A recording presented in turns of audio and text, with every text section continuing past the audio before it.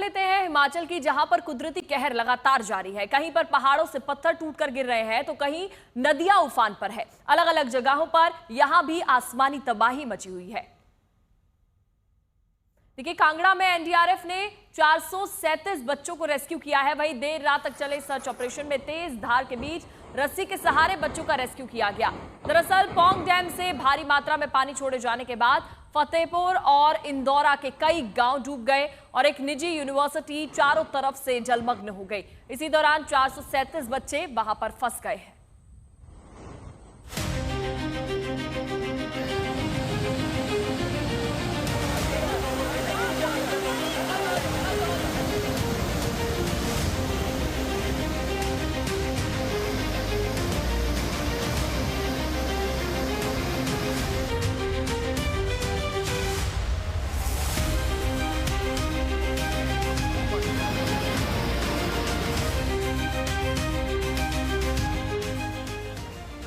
तेज बारिश, उफनती नदियां और पहाड़ों से टूटते पत्थरों ने लोगों की जिंदगी को थाम कर रख दिया है।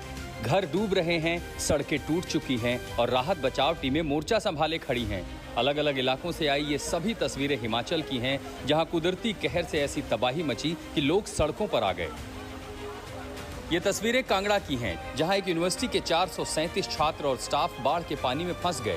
पौंग डैम से भारी मात्रा में पानी छोड़े जाने के बाद फतेहपुर और इंदौरा के कई गांव डूब गए और यूनिवर्सिटी चारों तरफ से जलमग्न हो गई। लेकिन छात्रों के लिए एनडीआरएफ के जवान फरिश्ता बनकर आए। सबको बचाने के लिए रात भर रेस्क्यू ऑपरेशन चला। रस्सी के सहारे एक एक छात्रों का हाथ पकड़कर जल प्रवाह की भंवर से बाहर निकाला।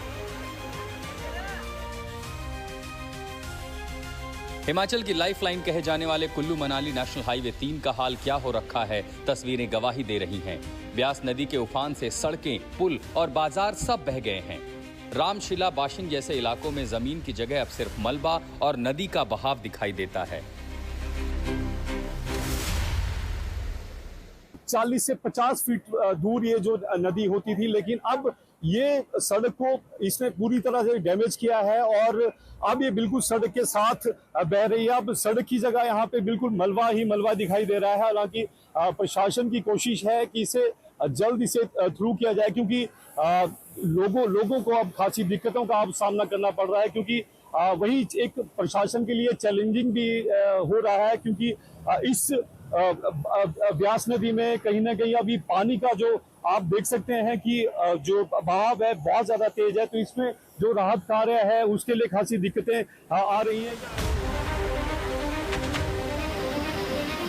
अब कुल्लू की ये तस्वीरें देखिए। इस इलाके में भी ब्यास नदी का रौद्र रूप तबाही बनकर टूटा। नदी ने दर्जनों घर, दुकानों और सड़कों को अपनी चपेट में ले लिया। ये वही जगह है जहां 2 दिन पहले तक जिंदगी थी और अब सिर्फ मलबा बचा है। अब चंबा के होली क्षेत्र से आई दिल दहला देने वाली तस्वीरें देखिए, जब रावी नदी के किनारे खड़े मकान ताश के पत्तों की तरह ढह गए। लेकिन गनीमत रही कि लोगों ने समय रहते घर खाली कर दिए, वरना जान का भी बड़ा नुकसान हो सकता था। उत्तरकाशी में भी हालात सामान्य नहीं हैं। सियाना चट्टी में यमुना नदी का जलस्तर इतना बढ़ गया है कि पूरा कस्बा खतरे की जद में आ गया है। यमुनोत्री धाम को जोड़ने वाला इकलौता पुल भी अब संकट में है। होटलों की निचली मंजिलें नदी में समा चुकी हैं। मौसम विभाग के मुताबिक पश्चिमी विक्षोभ की वजह से पहाड़ों पर भारी बारिश का सिलसिला फिलहाल थमने वाला नहीं है। पहाड़ों पर आफत कई दिनों से लगातार जारी है। हर दिन तबाही की तस्वीरें आ रही हैं। अब प्रशासन से लेकर आम लोग सब इस लड़ाई में जुटे हैं ताकि जिंदगी फिर से पटरी पर लौट सके। आज तक ब्यूरो।